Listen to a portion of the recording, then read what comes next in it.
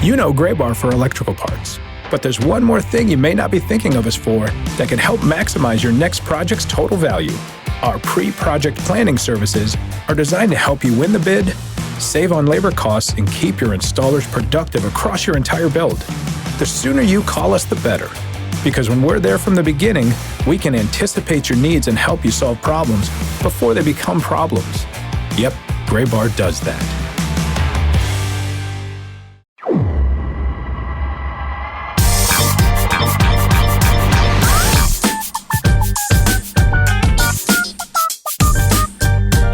It is the last edition of the Show Before the Show podcast in a week without baseball on the minor league landscape here in 2022 as we welcome you into this week's episode of the Show Before the Show, the official podcast of minor league baseball. We are 4 days away from minor league opening day. My name is Tyler Mon, joined from New York City by Benjamin Hill and Sam Dykstra. Guys, last weekend of non-MILB season freedom. You got any huge plans? Well, actually, I do have plans here in New York City.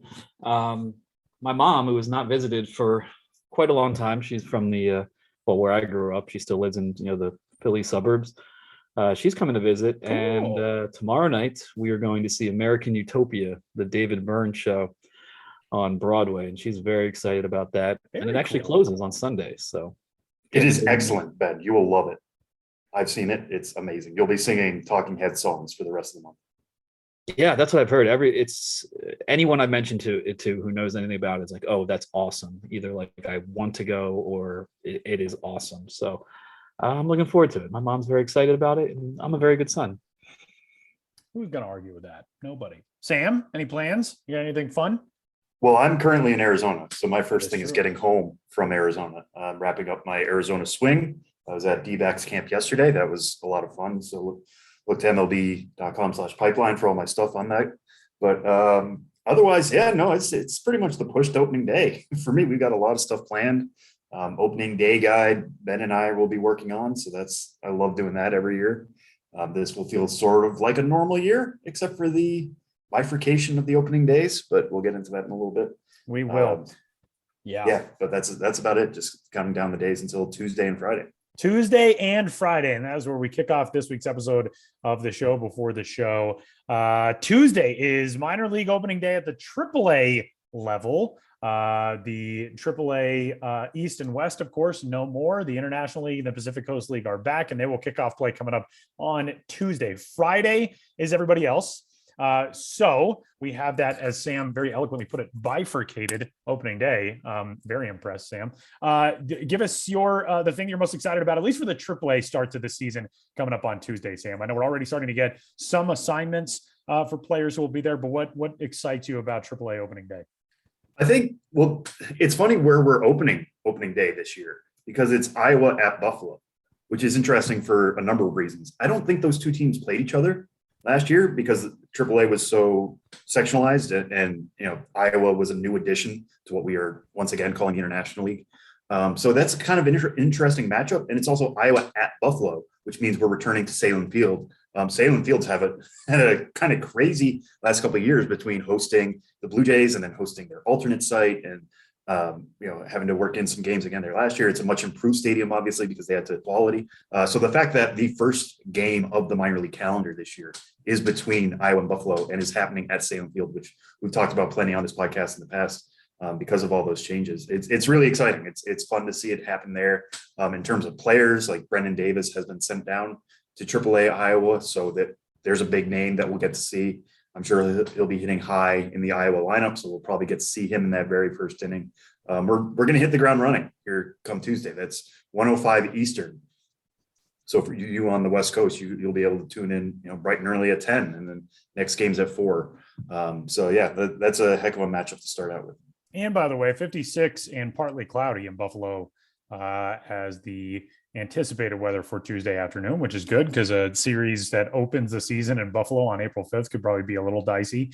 Ben, when you talk to people around minor league baseball about kicking off this first week, we have discussed so many times that 2021 kind of felt like a dress rehearsal for 2022 coming back after having no season in 2020. What is the excitement or the anticipation like for people who are getting ready to do this now for real again? There are no crowd restrictions. We don't have, space limitations, people sitting in pods, socially distance, all of that stuff. We're back to, normal or something very closely resembling normal this year.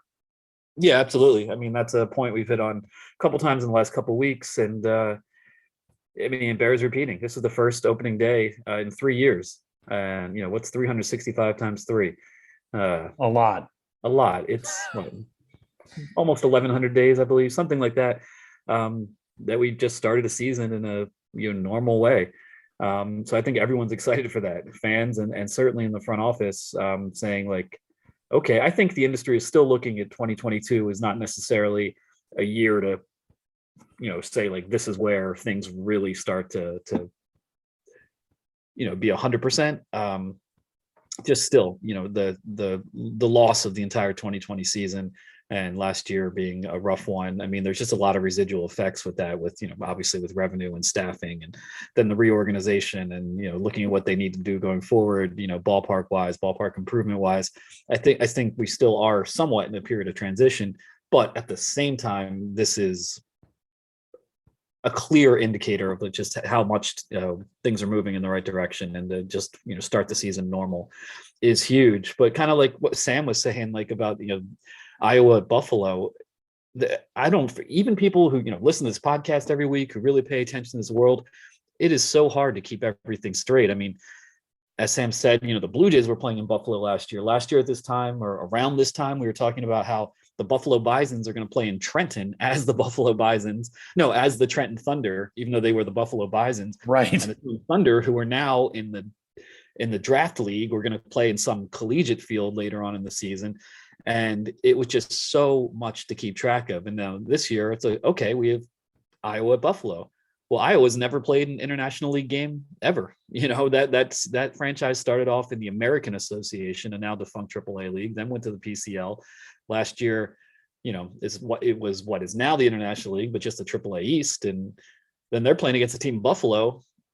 There was a team named the Buffalo Bisons in 1886 in the International League. So it's just so much to get straight. And even me, who spends every day in this world, and you guys, I'm sure there's a lot of times we're just like, wait, what? You kind of have to do that like double take with a lot of things. And for so many years, it was just kind of ingrained what was what. And there'd be affiliation changes and rebrandings, and you really did have to stay on top of it, but nothing like we've seen the last couple of years. So, but I don't think we'll see many changes now going forward. So I think what we're going with right now is the way things will be for quite some time. So we all have some time to get used to it. Don't panic. Don't have any anxiety.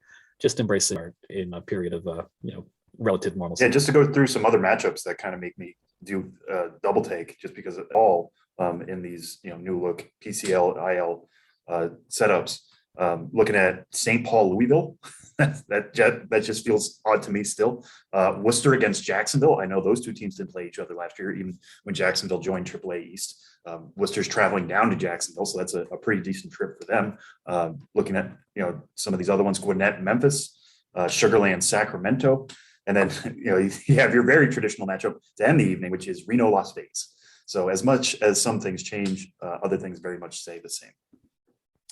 And with the AAA season at hand, we have some new details to share with you for MILB.TV. Minor League Baseball's got all the best and brightest on MILB TV all season long. We've got some new stuff for 2022.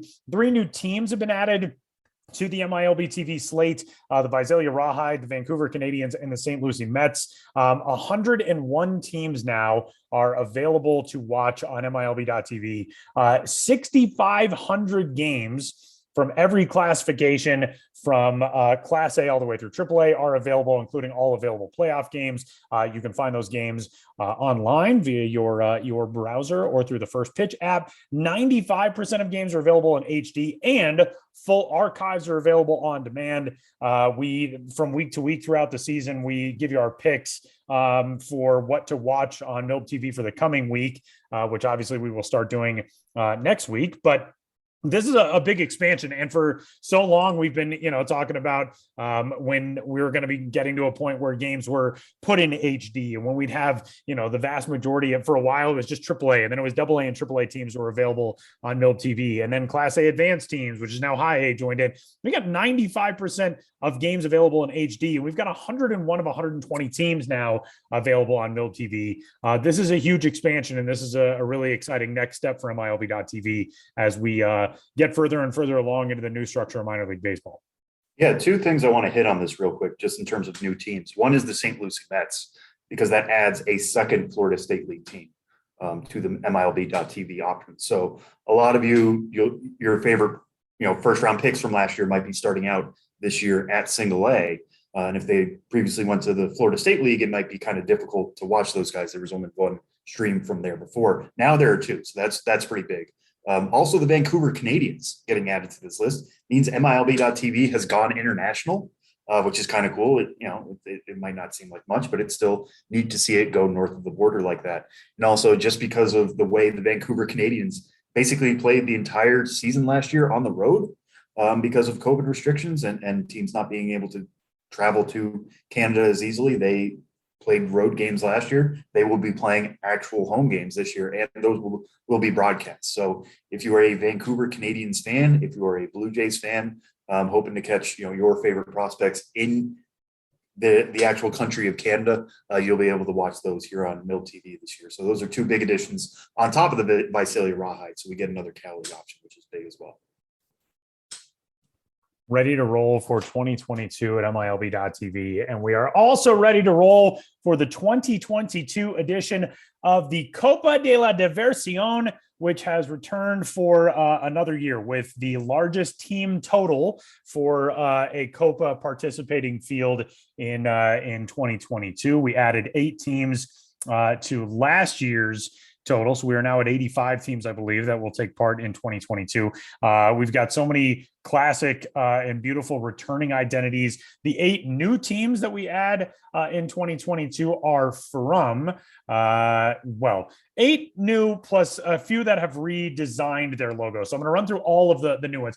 Corpus Christi has switched from the raspas, the flavored ice dessert treat, to the cumbias, which is a dance with a gorgeous new logo. Fort Wayne, the Tin Caps are now the Manzanas Luchadores, the wrestling fighting apples. Fort Wayne, obviously Johnny Appleseed. That's the reason behind the Tin Caps logo with the apple wearing the helmet, blah, blah, blah. Frisco is the Los Quesos. Pepinillos Picantes del Norte is the Great Lakes Loons' new Copa de la Diversión identity. The Quad Cities River Bandits are the River Bandits now in Spanish. Bandidos del Rio, de Ciudades Quadruples. Quadruples. I can't pronounce it. The Somerset Patriots are the Zorros, the Foxes. St. Paul Saints are the Santos. St. Paul's actually got an interesting backstory. They started a Latin outreach initiative, Hispanic and Latinx initiative outreach program as part of their independent roots back in 2010 with Viva Los Santos identity. And they are now leaning, sort of back into that with the Santos of San Pablo, the St. Paul Saints. The Conqueros are the new Syracuse identity. The Tumba Vacas of Wichita, the Cow Tippers, that is Wichita's new look. And Winston-Salem has redesigned its identity. They will now be the Winston-Salem Salsa for 2022. Guys, we're going to go through and pick a favorite, but we are going to put some qualifications on this favorite, which is that we have to pick something new, otherwise known as I can't just continue to go on and on about Hillsborough and Eugene and Tri-City. So we got to pick something new. Ben, let's kick it off with you. Your favorite 2022 Copa identity. Yeah, well, you mentioned Wichita. You mentioned them all, but I would go with Wichita, the Tumba Vacas de Wichita. I need to learn Spanish. Every time I try to do anything in Spanish, I embarrass myself. And I couldn't say quadruples. I said quadrupales. That's somebody listening is like, what an idiot. Yeah, I feel that every time I wade into it. But it's an upside down cow for a logo, like cow tipping.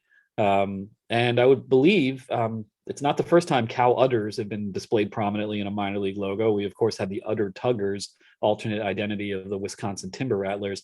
So good to see more cow udders on the scene, this upside down cow. Good story behind it. We embrace the upside down cow as the connection for our players to tap into the mindset and ideologies of the Charros, using baseball as the vessel.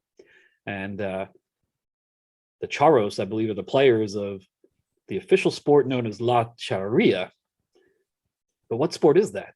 I need to learn more about all this. But there is a story behind it, and just to see this upside down cow, and I cannot speak Spanish, as we've established many times. Tumba Vacas. I just like how that looks and sounds. Yeah, it is a very good one. Does the Tumba Vacas logo look a little bit like the Godfather logo to anybody else? That's not Spanish. I know I'm dipping into it. You mean the word mark? The word mark. Excuse me. Yes, it does. It does. It has. I could see that. Yeah, not the upside down cow. I just want to clarify for people because it was a horse the actual head, word mark, not a cow. Right. Yeah, I can see that though. Anyway, that's just what stood out to me. Besides the fact that here's an upside down cow as our logo. I'm going to go. It feels weird to say this is traditional because all of this is technically, alternate identities. But this one's been around for a little while, but I still love the look of it, and I think it sometimes gets overlooked in these discussions. Is the Cielo Azul for Oklahoma City? Very. It's just such a very classic look, and I love. This could be spin. It could be something they kind of backed into, but I do think it really works well on multiple levels. Cielo Azul translates to blue skies, which if you've ever been to Oklahoma, big wide open spaces, lots of high blue sky there. So it fits for that. But the way they say it is, Oklahoma City is obviously a Dodgers affiliate. Fernando Valenzuela, one of the most important Hispanic players in baseball history, in his windup always kind of looked straight up at the sky. And so this is kind of an homage to that. It's obviously very heavy on the blue. It's got this great sky blue to it. It's got a kind of tinge of orange that works really well. I just think the whole identity fits that area, but also tips a nod to both the parent club, the local touches as well. I think it just fits exactly everything that a Copa identity should be. So Cielo Azul, been around for a little while, but want to make sure we kind of shout it out here. I do want to give a shout out to one of the OG Copa logos. It's not the one that I'm going to pick, but I feel like I could very easily pick it. The Reyes de la Plata, the Las Vegas Aviators, holdover Copa identity. Las Vegas was one of the, I believe, 6 original teams that launched this during the inaugural season of Copa, when it was really just a pilot program, kind of a trial launch in 2017. But it's the Silver Kings. And that was back when Las Vegas was the 51, before they were even the Aviators, if I remember correctly. And of course, the mining history of Nevada is kind of what gave the inspiration for that. But it's, it's a skeleton with a pickaxe over his shoulder and kind of a torn hat, an old West looking guy who is in search of the silver he never found, we can assume. But that's a good one as far as the class gold ones go. I think I've singled this one out before, but maybe not as much as it deserves. The Gallos de Delmarva, I think, is just a gorgeous logo. It's a rooster carrying a bat over his shoulder, strutting confidently. But I like the description that Delmarva has for this logo, which is the rooster, a majestic animal in which the crowing at dawn of each morning symbolizes the daily triumph of light over darkness and the victory of good over evil. Like, man, that is heavy, and I like it. The rooster symbolizes strength and determination. The vibrant colors of the rooster are diverse, much like the Delmarva Peninsula. And then this is the local tie-in. Without the rooster, the dynamic poultry industry on Delmarva is not able to thrive. I did not know that Delmarva, that area, had a dynamic poultry industry, but I think the logo is great. It's a roundel logo, it's a circular logo, which is so in vogue nowadays in minor league baseball and really in all logo design. But it just looks, and I know we've talked about this before because I've said it looks like if you were to take that logo and apply it to, a 1946 Mexican League team or a team from the Cuban National Series or a team from Venezuela or whatever, it would look like it fit right in. And I love that. I think it's very much a Copa classic sort of design. And I dig it. I love that one. So you can head to milb.com/fans/Copa and learn all about the Copa de la Diversión for 2022 and beyond. The Fun Cup, which is, of course, part of the It's Fun to Be a Fan initiative, coming up after the season. The award will be handed out, the winner of the Fun Cup, which is based on a whole different series of criteria from community outreach to in-game entertainment and all of that stuff. We have 3 winners now through the first handful of seasons of Copa. The Albuquerque Isotopes, the Mariachis, captured the first couple of titles. Of course, we missed out on the 2020 season, but in 2021, the Huepas of Worcester got last year's Copa championship. So congratulations to the Huepas. And for 2022, a whole bunch more teams now jump into the fray this year, which is pretty exciting stuff. And that'll actually kick off April 9th, the day after opening day for AA down through Class A. April 9th is the very first Copa game of the season with Hillsboro, the Soñadores, which across the 3 of us is one of our favorite identities. The Soñadores will be playing host to Tri-City. I'm not sure if Tri-City as the road team will be dressed up as the Vineros that night. I would kind of doubt it, but that'll be the first Copa game of the season of, I think, over 650 games that'll be played as Copa identities across the minor leagues this year. So you can learn more at milb.com. and scoop some Copa merchandise because there is some outstanding stuff that is out there. I got to figure out what I'm going to buy because I know I'm going to spend some money on a Copa hat sometime soon.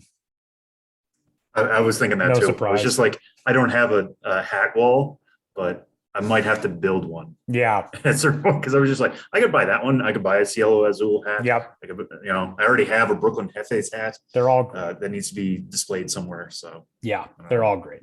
I'm slowly morphing into you, Tyler, for better or for very much worse. I just try to infect everyone with a hat addiction that I carry on this lonely road of life. And with that, we are going to pivot to our final season-long promo preview for 2022 as we have arrived at Single A, the level formerly known as Class A, full season a couple years ago, Low A last year, now Single A in 2022 and going forward. We've gone through Triple A, Double A, and High A, and highlighted some of the top promos to come this year. Ben Hill, give us the rundown, the best of the best in Single A. Yeah, I'm happy to report that I've now gone through every team's promo schedule. I mean, there's still a few holdout teams that don't have promo schedules, but very tedious task. But I have a spreadsheet now with over 1,000 entries of promos just to be aware of in some way, shape, or form. Of course, I don't cover all of them, but helps have a great overview of the entire landscape. And yeah, we've talked about all the other levels except for Single A, which is the Florida, California, and Carolina leagues. And a few highlights I've seen from there so far. I mean, Charleston River Dogs are now in the Carolina League. If you remember last year, they had a toilet paper promotion, kind of riffing on, the great toilet paper shortage, quote unquote, in the early days of the pandemic. They're coming back with TP Night 2.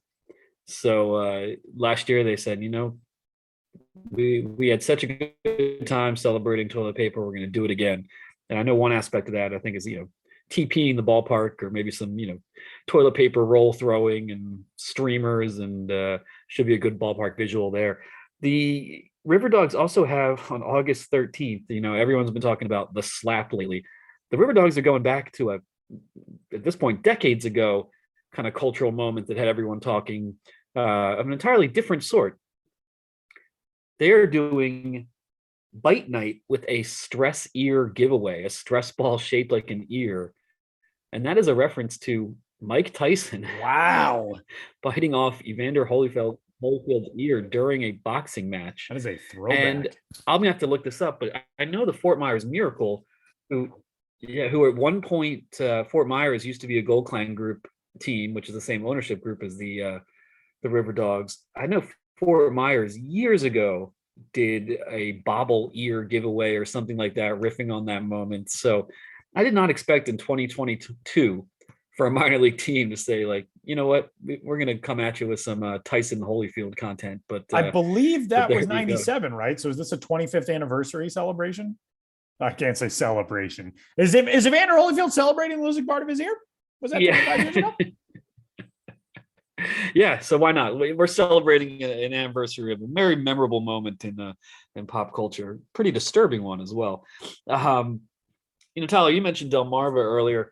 That is a big chicken area. The name of the stadium is Purdue Stadium, and it was the son of Purdue Farms or Purdue Chicken founder Frank Purdue. His son was instrumental in bringing that team to the area, and in addition to Purdue, there's a lot of other chicken around there. But another food that is really popular in that region is scrapple, and I'm glad to see Delmarva Shorebirds once again doing their Scrapple Night identity. Me growing up in the Philadelphia area, it's also popular there.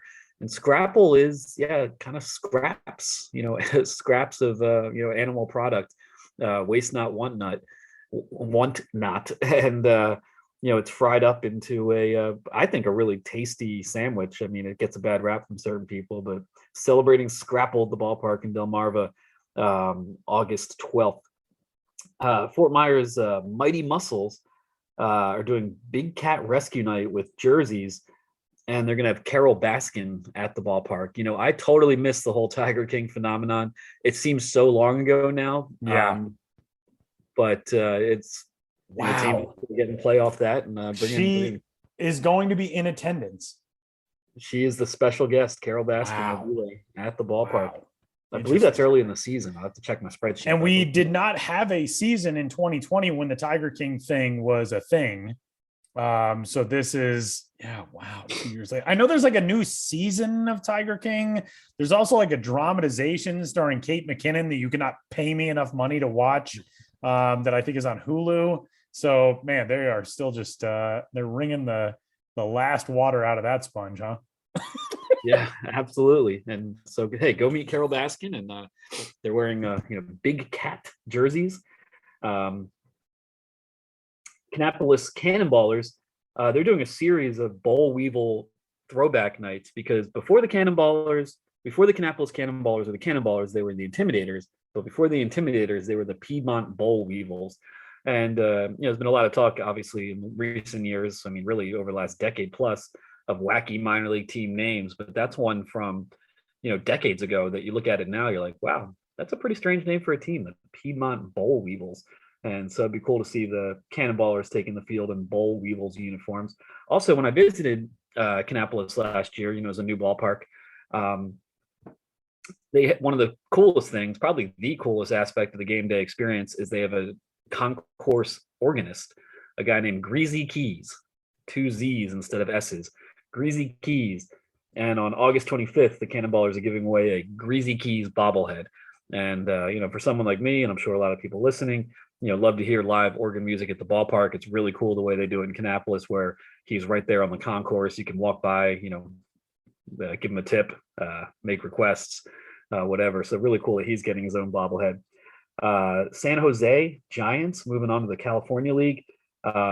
They're doing a beer batter weekend with beer batter jerseys, kind of riffing on the popularity of the beer batter promo, in which a designated hitter from the opposing team is a beer batter. And if he strikes out, you get free or discounted beer.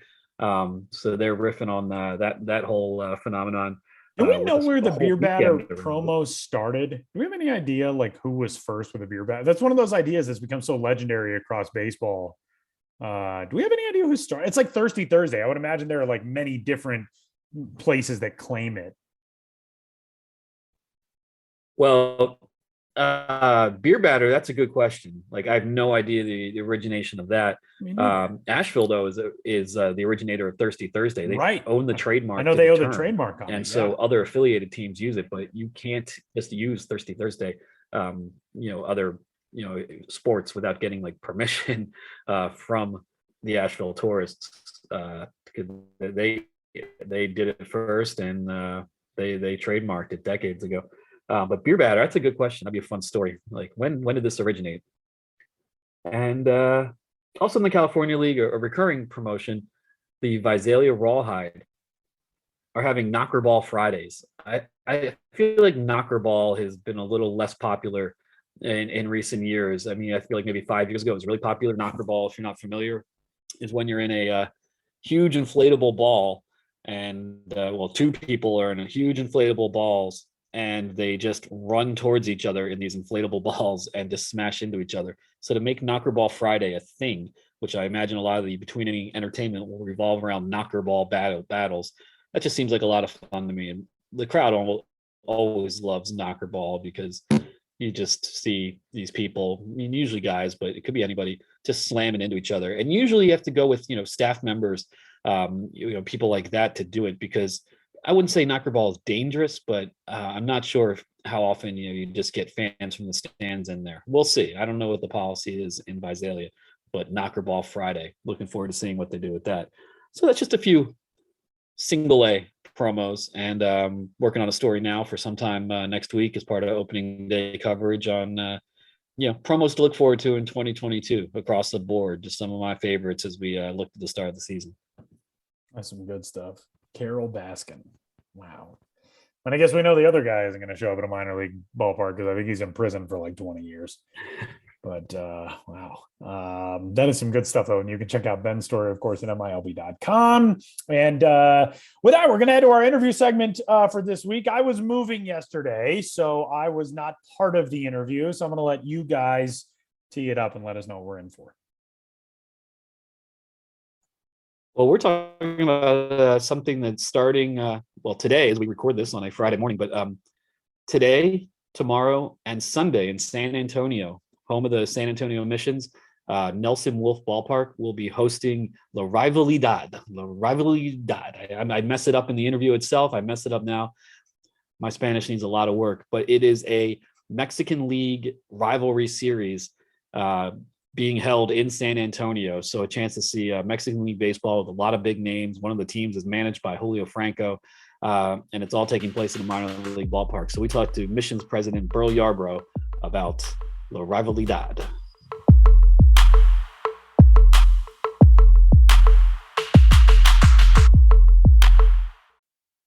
This episode is brought to you by Indeed.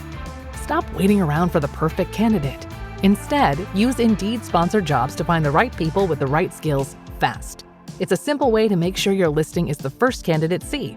According to Indeed data, sponsored jobs have 4 times more applicants than non-sponsored jobs. So go build your dream team today with Indeed. Get a $75 sponsored job credit at Indeed.com/podcast. Terms and conditions apply. Here on the Show Before the Show podcast, I, Benjamin Hill, and Sam Dykstra are joined by a very special guest, San Antonio Missions team president, Burl Yarbrough. And opening day is coming for the San Antonio Missions and every team in minor league baseball, as we all know. But the San Antonio Missions, before the Missions season gets started, they have a special event coming up that we wanted to talk about a little bit. A unique event in minor league baseball, La Rivalidad, or La Rivalidad. This is a sign of things to come with my Spanish, but it's taking place at Nelson Wolff Stadium in San Antonio, April 1st, 2nd, and 3rd, Friday, Saturday, Sunday, between 2 Mexican Baseball League teams, Cerraperos de Saltillo and Monclavo Aceleros. So an exciting event, lots of big names on the rosters, including Pablo Sandoval, Addison Russell, Josh Reddick, Chris Carter, Julio Franco will be there in a managerial role. So a really cool baseball event coming on in San Antonio. So let's get to our guest. Burl, thank you so much for being here. Hey, thanks for having me. And if you could just tell us about this event in a little more detail. I mean, first of all, how this came about, because it is pretty unique in the world of minor league baseball to be hosting games like this.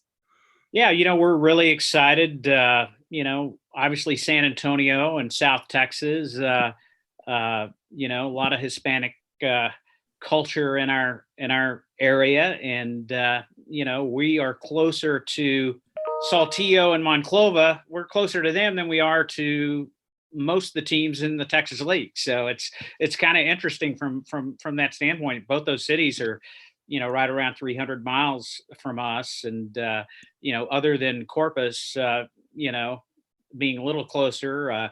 Everybody else in our league's farther away than those two cities in Mexico. But this is something that we're excited about. Monclova and Saltillo are rivals in the Mexican League, and very interesting part of it is the fact.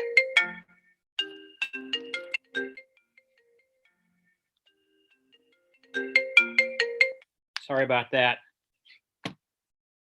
Adds authenticity to the podcast. Yes.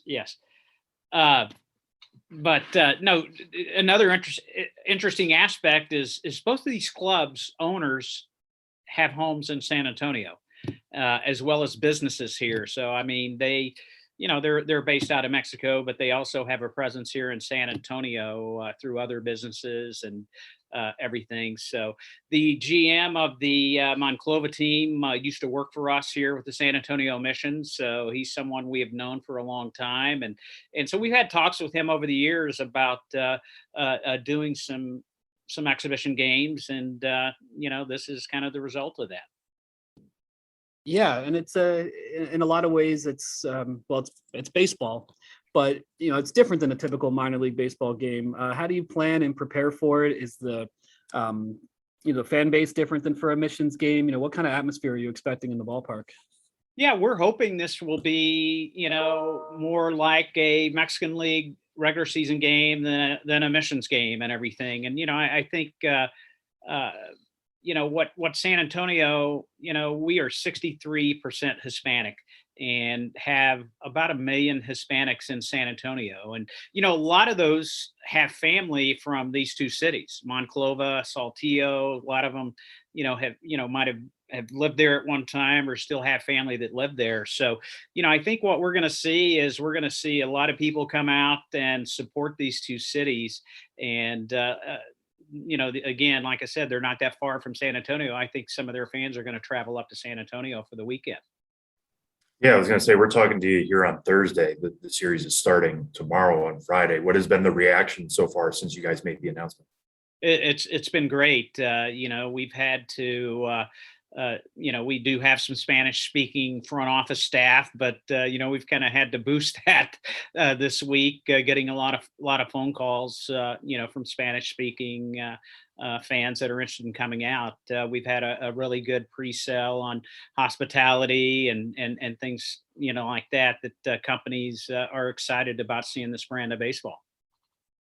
And in terms of it being two different teams, and like you were saying, there might be visitors from Mexico, from these two cities coming to see you guys. How are you guys going to treat the game itself differently? Is there going to be different events happening around the ballpark, some different between inning stuff? Like, how is it going to? Because it's probably going to be a slightly different audience for you guys. Yeah, we definitely are expecting a different audience than what we have for a regular Missions games. And, we are going to allow both teams to sell their merchandise in the stadium. Again, they have fans that live here in San Antonio from those two areas. And, so we want to, make it as authentic for them as we can. And we, have brought in a Spanish speaking PA guy for the weekend, and we are trying to make it, like a regular season Mexican League game.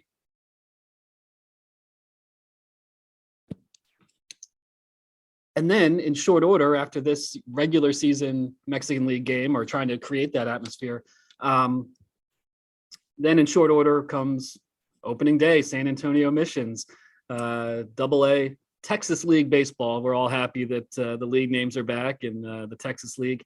You can talk a little bit about what you're expecting this year in San Antonio, any changes fans can expect, and what you're most excited for. Yeah, for us, this is our 29th year opening up Wolf Stadium, which we've been in. This is my 35th opening day here in San Antonio, but yeah, we're very excited. We are putting a new scoreboard in this year, and I'm looking out my window, and it's almost completed, which is good since we have a game tomorrow. But new scoreboard for the first time since 2007. We've also put a LED board down the left field line, and done some other things in the ballpark that I think fans are going to be very excited about once they come out to a game this year. And Merle, just talking from your experience, going back for how long you've been with the team now, San Antonio's had one of the most interesting rides of the last few years, I would say, between you guys bouncing between affiliates and bouncing between leagues, levels, all that kind of stuff. How has minor league baseball itself changed from when you first started this job in the late 80s? Yeah, you can imagine being here as long as I have, and I've got a staff. A good number of them have been with me for a long time, and we had pretty good routine going for many, many years, and then all of a sudden, 2019, things changed. We went to Colorado Springs. Sky Sox moved here, and so we joined the Pacific Coast League, and it was great to do that for 1 year, and there was a learning curve with us. Our travel changed. Instead of putting everybody on a bus, we were flying all over the country, and trying to get equipment there in time and things like that. So we had 1 year with the Brewers. We had 12 years with the Padres, and then in 19 went to the Brewers, and it was a good year, enjoyed it. Unfortunately, 20 we set out, and then with all the realignment, we're back in the Texas League. And so, yeah, I laugh and tell people, my life was so nice and easy and predictable, and then it changed in 19 and really hasn't stopped since, between AAA, COVID, but we're looking forward to getting back to normal. We back in the Texas League, and back with the Padres, very familiar with them, and have always had a great relationship with them. So, for us, hey, we've been in the Texas League. We were a charter member, starting in 1888, and that's home for us, and so we're very comfortable there. Yeah, and it's just nice to hear Texas League. I'm sure we're going to keep saying that for a long time. We've been saying it for a few weeks now. I got to tell you, those of us in this league that got a lot of time. That was one of the greatest things that's happened over the last couple of years for us, was to get the Texas League name back. Yeah, and when you guys are communicating all this to fans, like you got ballpark improvements coming up, you've had affiliation changes, you've had league level changes, whatever. How have the fans gonna ridden those waves with you guys? Like, how many explainers do you have to put out in the public about all these changes? And thankfully for the next few years, that's not going to change anymore. But yeah, how have the fans kind of ridden this wave with you guys? Yeah, it's been a lot of information we've had to get out there, and again, for so many years, being same affiliation, same level, and everything, and then to go back and forth, go through COVID with no season, go last year with a reduced schedule and everything. So, there's just been a lot of communication and trying to keep people up to speed on what's going on. But, our fans have been very resilient. I think they enjoyed AAA, and, if that opportunity was there, they would love to see it. But again, the Texas League and the cities that are in the league are great cities, and we've had great rivalries with many of them over the years. And so it really has been an easy transition back and forth. Yeah, everything old is new again. For all the changes that have taken place, franchises moving around and league changes, classification changes. Here you are, San Antonio Missions, AA Texas League. It does feel good to say. And another longtime constant in the world of San Antonio Missions baseball, and I want to close with this because I think it's one of the more nationally known things about your franchise. Puffy Tacos, Henry the Puffy Taco, famous mascot. For those who aren't aware, can you just explain the San Antonio's Puffy Taco phenomenon? Well, I tell you, if for anybody listening, if you hadn't had a puffy taco, man, you haven't had a taco yet. And they were created here in San Antonio, and it's basically a regular taco, but it's fried and very crunchy and everything. And so there's a restaurant here in town that we started working with. Over 30 years ago. And, basically they invented the puffy taco. So, created a puffy taco mascot. And for over 30 years now, kids chase the taco and tackle him, one of our in-game promotions. And, we've been around long enough where we've had, several generations of there are a lot of people have tackled the taco now that their kids have tackled the taco. And so, we talked about some of the changes we have been through over the years, and our players come and go. And I tell people, I don't know who my shortstop is, but, the Puffy Taco has been part of our franchise and, for many, many years. And that's what I think people remember. Absolutely. Continuity through Puffy Tacos. It's one of the great things about minor league baseball. But to return to the original topic, Mexican League Baseball at Nelson Wolff Stadium this weekend, April 1st, 2nd, and 3rd. A really cool event, and we'll be looking forward to seeing how that goes, checking out the sights and sounds from those games. And I think a lot of listeners, would love that sort of opportunity to see Mexican League Baseball at a minor league stadium. Hopefully, people in the area can get out to it, and if not, maybe put it on your road trip calendar for another year. And hopefully, this is something that continues for years to come. But Burl Yarbrough, thank you so much for coming on the Show Before the Show podcast and filling us in on everything going on. And best of luck with the rival. I messed it up again. I was trying to do it well this time. How do you say it? La Rivalidad. I'm just going to let you do it, man. You're doing a great job. All right, La Rivalidad. Sam, there you go. You got anything better than that? I guess No. He does not. I apologize for my Spanish. But anyway, thanks again, Burl, for joining us on the Show Before the Show podcast. Thank you. Thank you guys for having us. Take care.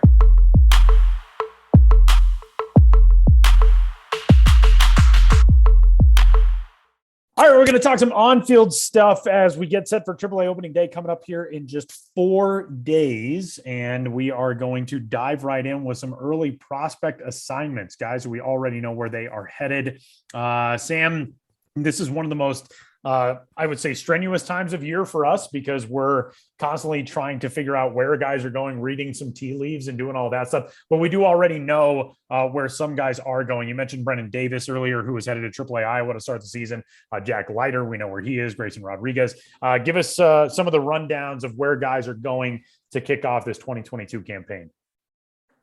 Yeah, I guess I'll touch on 3 here real quick, but Jack Leiter is definitely where I want to start, the number 17 overall prospect, a first-round pick last year of the Texas Rangers. Did not pitch at all in minor league baseball last year, understandably, after a long spring at Vanderbilt in which they rode him pretty hard. But Jack Leiter will be starting out the year at AA Frisco, which is great to hear because he is so advanced coming out of Vandy, 21-year-old right-hander. Plus fastball, plus curveball, really good changeup, really good slider.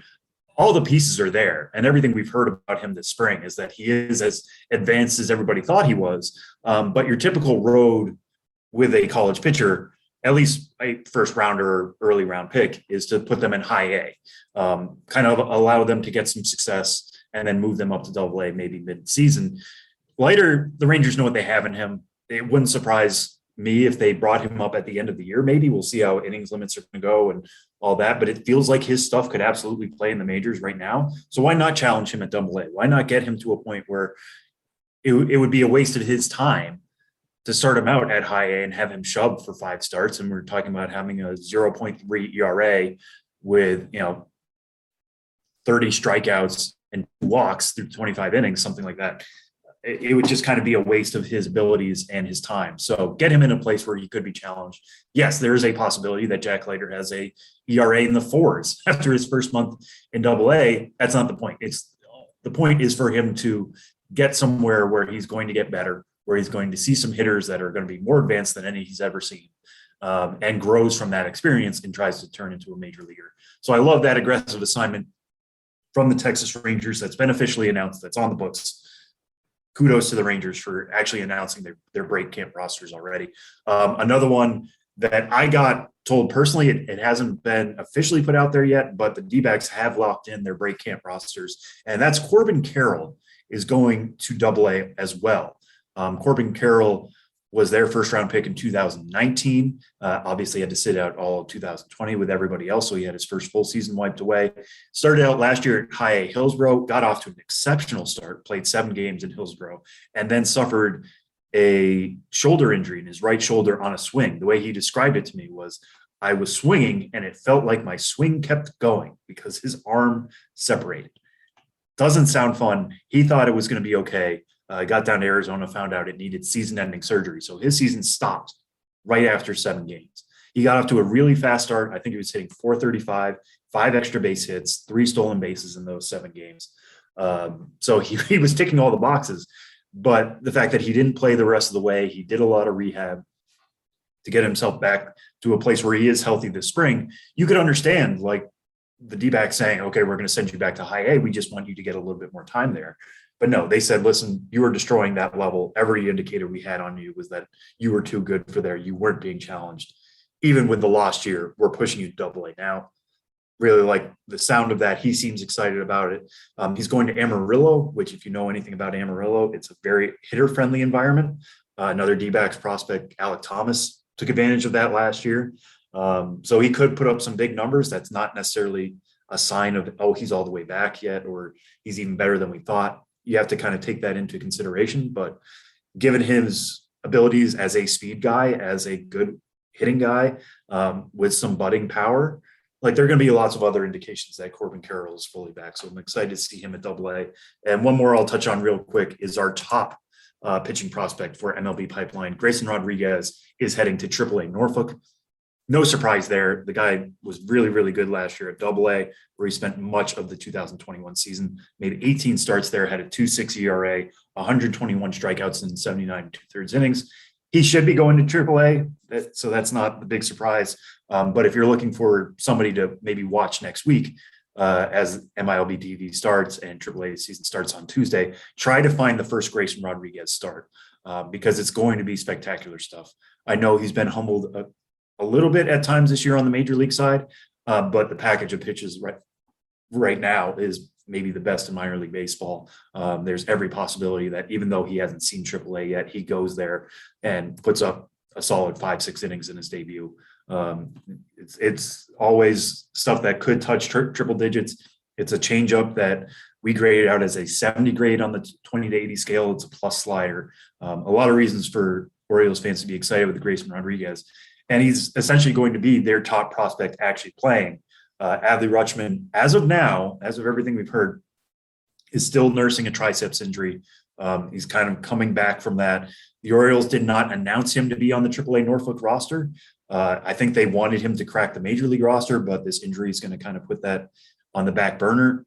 The fact that he's not on the initial Triple-A roster, does that mean he's going to be in the majors and be put on the IL? Or does that mean he's going to be maybe on the Triple-A IL and basically do a de facto rehab assignment? We're going to have to find out about that. But the timeline initially had him getting back to playing every day right around the time of Major League and Triple-A opening day. So going to keep a close eye on that one. But for right now, we know definitely Grayson Rodriguez will be at Norfolk. So you want to catch that start either, in the stadium or on MILB TV if you have a chance.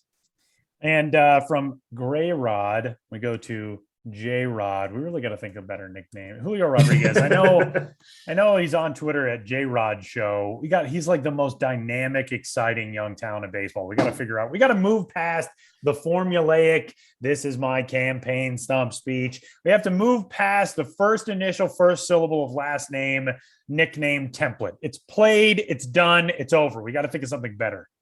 I mean, as somebody who I definitely do not want to pronounce my first syllable of my last name. Yeah, I would be on board with that. My last name is only 1 syllable. That's not fun. Team on. That's not cool. Team on. That sounds like a slogan that you would put, like team on. I see where you're going with that. I don't know. We got to come up with something better for Julio. Yeah. But Julio Rodriguez is a guy we're obviously very closely going to be watching where he lands. It is going to be AAA Tacoma, 99 out of 100 simulations, but he has been crushing things in Major League Spring Training. He had an inside the park home run yesterday. The latest on Julio, Sam, is what, from your estimation? He has been certainly making a case that he is going to be Major League ready much sooner than later. So I'm actually going to push back on that statement you just made about it being 99 out of 100 simulations. If we were talking about this 2 weeks ago, I'll go a little bit further back, 3 weeks ago, I would probably agree with you. Like when we were trying to plan out who's going to be where at the beginning of the season, it definitely seemed like Julio Rodriguez, who has not played at AAA, we should say that, Right. and had kind of a disjointed year because he was playing in the Olympics last year. But it started out at high A, sometime at AA. It seemed like he was going to AAA. I would have agreed with you 3 weeks ago, 99 out of 100 times. That one time has basically been this spring. He's been insanely good. I got to catch up with him this week in Seattle camp. Always love talking to that guy. But the thing that dominated our conversation was his speed.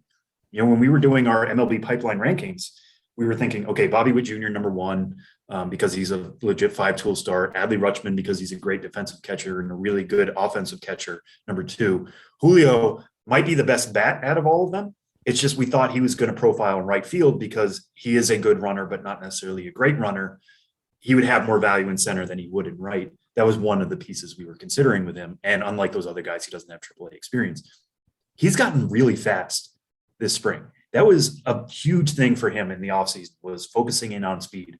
And I think he kind of took some of these scouting reports that people like us write that say, like, you're above average run tool.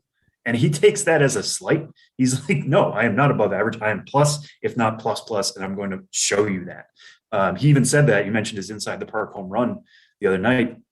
He said afterwards, well, now they know. Now they know how fast I am. And it's, I would love to be able to say a lot of prospects can do that. Just focus on your speed and you will become, or you will go from being an above average runner to a plus runner. It's just that simple. It is not that simple. You can't just do that and maintain your status as a really, really promising hitter. If you're, there are only so many hours a day. If you are focusing on speed, you're taking time away from your bat.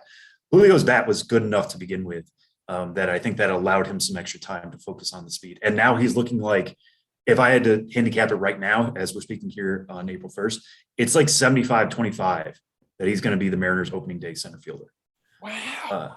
There was a lot of buzz in Mariners camp that this is happening right now. He really feels like he's pushing the issue.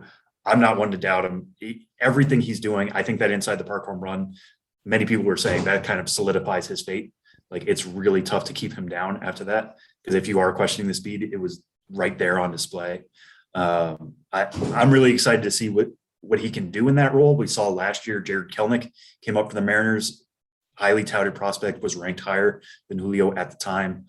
Didn't quite work out for him. He's coming into a sophomore year. He could grow into it, still become a promising player in his own right. But yeah, the Julio show is coming to Seattle, and I think it's coming as early as opening day. And that's not something I would have said at the beginning of spring, but he's just checked off every single box he possibly could. Man, it is a fun time to be a Mariners fan. If you get to open the season with Julio on the opening day roster, a very exciting team becomes even more so. And hey, as we saw with Jared Kelenic last year, it does not mean that right out of the gate, he is going to be an all-star caliber outfielder. But we believe that it will be there sooner rather than later. And with somebody like Julio Rodriguez, it just seems like the learning curve for him is so short.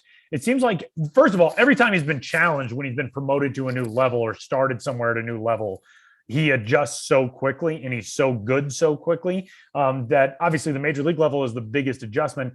But I feel like he may be adept enough. He's so cerebral. He's such an understanding talent in what he needs to change and tweak and evaluate and enhance in order to be successful. He may be somebody who learns enough on the fly that he just sticks on a major league roster from the get-go. But man, that is an exciting headline for M's fans as we get closer to opening day. Yeah, it's crazy. One thing I wanted to say, and I forgot to mention this, the fact that he's becoming this fast. He's listed at 6'3", 228 pounds. Yeah. He's a big dude. He's a This big dude. This is not somebody who you would think would become like, oh, light on their feet. Like there's a lot of frame behind his power. That's why we think it's going to be plus power. And the fact that he's a plus runner now is just insane. Do not doubt Julio Rodriguez in any way. Like you said, there might be some patience involved here. He just turned 21 in December, but anytime I feel like I've doubted him, he's proved us wrong in some way. So I can't wait to see what he does on the biggest stage. I have never doubted him. So you're welcome, Mariners fans. Actually, I guess you're welcome to Sam, because Sam's the one who's like, wow, he's above average runner. And then Julio circles it, like Steve Buscemi and Billy Madison, although probably not as creepy as that. But, Sam is the one who is now challenging Julio to be a plus runner. I mean, it was the industry. You're welcome. It wasn't just me. I'm just blaming you. I'm not blaming everyone else. You're the only one that I host a podcast with. I'm blaming you. Okay, fine. I will eat it. That's fine. All right. Final point. Who else has stood out to you among spring training stars? Yeah, just to kind of stay in that Seattle Mariners system, catching a little bit of them on the backfields the other day. One I want to point out, go find it on my Twitter account. I tweeted a video of it. But Noelvi Marte hit maybe my favorite homer of the spring. I've been to 10 different camps. I've seen some backfield action. He just yanked the heck out of the ball and knew it the second he hit it.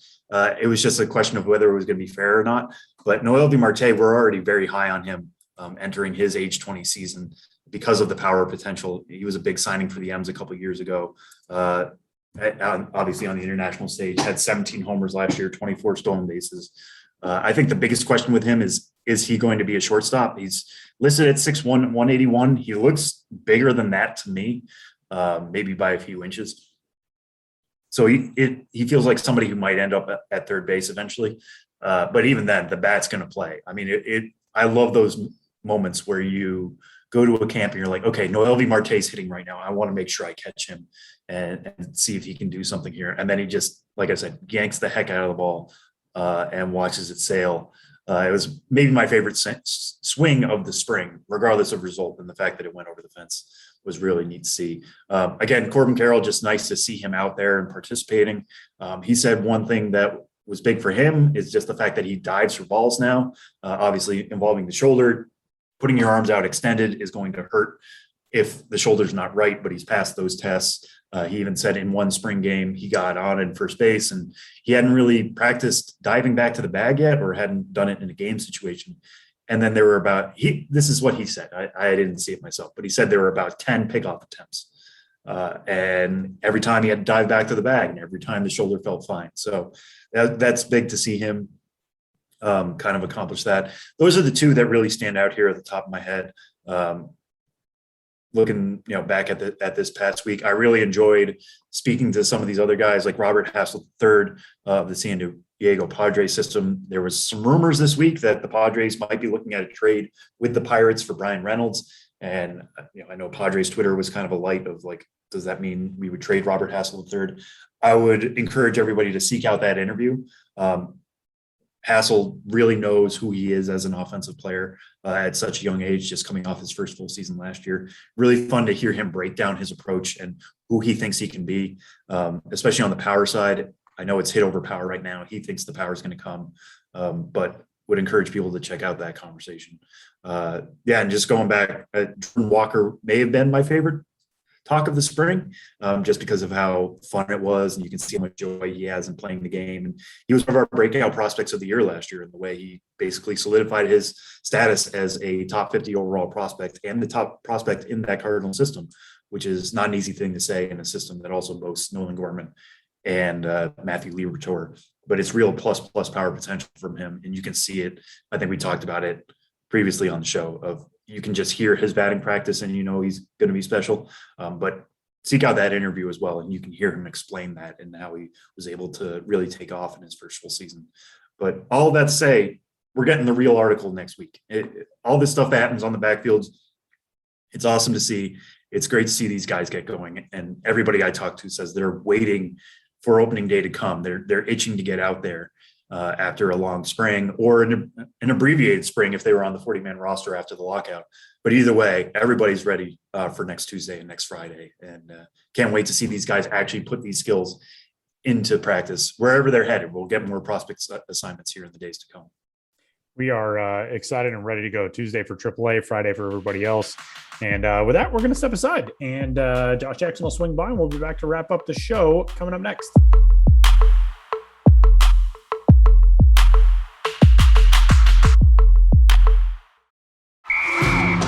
All right, listen up, nacho chips. Quiet down, crispy potatoes. This is the moment Velveeta's been preparing you for, and you're not about to crack under pressure. Today's the day to go all in on the drip. Velveeta's Heat and Eat Queso is the MVP of any game day spread, so stick by them, and you'll be golden. Now get out there and make delicious history. No tailgate party is complete without Velveeta.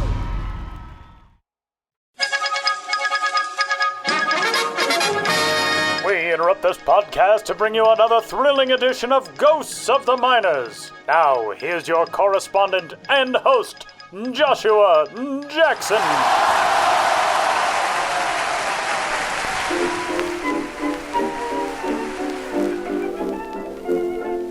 Welcome back to Ghosts of the Miners, in which all of you out there in Radio Land must identify the legitimate historical ball club hiding amidst the fraudulent pair. One was once the talk of the town. The others were made up by a clown. In the last segment, I asked you which of the following minor league baseball teams did at one time exist. A, the Victoria Roundheads. B, the Muhlenberg Mossbacks. C, the Columbia Commies. I don't want to name names, but C, the Columbia Commies came close to claiming the crown in the 1911 South Atlantic League. These commies, though, weren't named for a political system whose proponents ostensibly spread resources communally, but for one which openly favored consolidating resources into the hands of a few. Commissioner-based governments, very popular in municipalities of the South in the early 20th century, were a civil rights nightmare.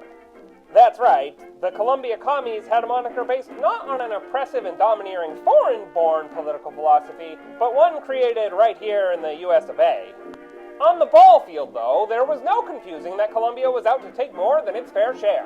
After dropping an April scrimmage to Connie Mack's Philadelphia Athletics, the Commies, who'd played the 1910 season as the Gamecocks and finished in last place, did an about-face on history, going 38-28 in the first half before punching a ticket to the Sally League Finals with a 39-21 second half. Columbia counted on the likes of soon-to-be big leaguers Vern Duncan, Marty Krug, and Zinn Beck, along with former big leaguer Jack Coveney and a hometown hurler with a big league nickname, Wild Bill Clark. But it was an altogether different Clark, William Winfield Win Clark, who gave Columbia its best jolt, taking over for Dred Cavender as manager partway through the year. In covering the Commies' Game 1 loss in the finals to Columbus, the Atlanta Georgian wrote of Win Clark, "This man has done wonders in the last half of the pennant race and has displayed qualities of real leadership." But it wasn't enough to outfox those Columbus Foxes, named for player-manager Jim, don't call him Jimmy Fox, Fox with one X. Maybe if he'd gotten another, or even had gone to Triple X, Columbia wouldn't have dropped the championship series 4-2. When the Columbia Club came out for the 1912 season, it came out not as the Commies, but as the Comers, another name short for Commissioners, and one under which it would win 4 titles, 2 under the management of our old pal Zinn Beck. And the political names didn't go out with the Comers. The South Carolina capital city later had a minors team called the Senators, who in 1938 took on the name of their parent club. You guessed it, the Reds. And that's how the wall came tumbling down on the Columbia Commies. Now, on to the question for next time. Which of these education-oriented clubs went to school in the minors of yesteryear? A, the Cambridge Cap and Gowns. B, the Ames Straight A's. C, the New Haven Profs. Want to know the answer? Come to office hours. Or tune into the next Ghosts of the Miners. But for now, you'll have to excuse me. My producer Ben Hill went out for a long walk while pet sitting, and his dogs are barking.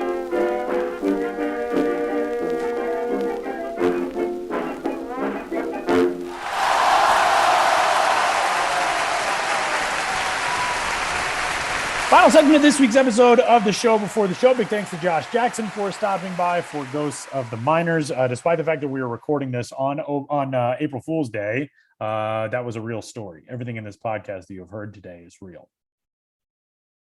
Can confirm. Yeah. We did not plan that. We didn't plan any April Fool's jokes, thankfully. We are not those people. You can trust us, listeners, as I hope you would. 351 episodes in, but we wouldn't do anything like that. Not this close to the season. If it was like February Fool's Day and we needed to come up with something in early February, but no, April Fool's Day, early April's no time to joke across minor league baseball. No, that is true. It's far too serious. I was very happy. The first thing that I saw on Instagram today was an April Fool's gag that I fell for last year. So it made me realize, like, oh, right, it's April Fool's Day. It's like a TV show that I love, and they posted last year. Oh, they're bringing it back. It's coming back for a new season. It hasn't been on the air since like 2017. And I was like, oh, this is amazing. And I sent it to your friend, my friend, our friend, Josh Jackson. And then I realized it was an April Fool's gag, and I was like, oh, okay. So I saw that today and realized that I could not believe anything that anyone says today, except for you two. I've believed everything that you've said. I never lie. I'm very grateful for you, Tyler. Oh, wait, are you saying that because you sincerely mean it now in the interest of our full transparency, since we have acknowledged that we're not lying? You unbelievable. I will point you to my original statement at the beginning of this segment. That was not my internet cutting out. That was an actual dramatic pause. But no, I will point you to my original statement. All right, you guys, we're going to say goodbye for this week's episode. Next week, we'll get you all set for opening day and give you our MILB TV picks and all of it. As noted, minor league opening day coming up on Tuesday for AAA. Sam gave you the start time, a 1 p.m. start time for the first minor league game of the season, with Iowa visiting Buffalo under, as we anticipate, partly cloudy skies and temperatures in the mid-50s. So pretty good start to the 2022 season. For Benjamin Hill and Sam Dykstra and Josh Jackson and everybody else, my name is Tyler Maughan. Happy AAA opening day. We'll talk to you next week.